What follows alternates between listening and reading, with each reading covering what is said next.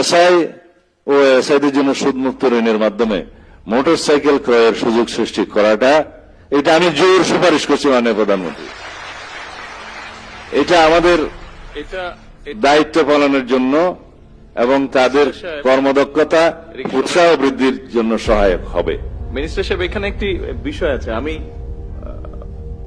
যারা এটা চাচ্ছেন অবশ্যই ভ্যালিড রিজন আছে সুদমুক্ত এই সহযোগিতা চাওয়ার জন্য, মোটরসাইকেল কেনার জন্য। তবে এখানে বোধহয় একটা নৈতিক বিষয় যদি আমরা বিবেচনা করি, বিষয়টি হচ্ছে আমরা ব্যবস্থা করবার চেষ্টা অবশ্যই করব যাতে এই সমস্যাটা অ্যাড্রেস করা সম্ভব হয়। বাট আমরা কৃষককে যখন, যে কৃষক মাঠে কষ্ট করছে সেই কৃষককে আমরা সুদ সহ লোন দিচ্ছি। আমাদের পরিবারের মধ্যে কেউ না কেউ কৃষক আছে।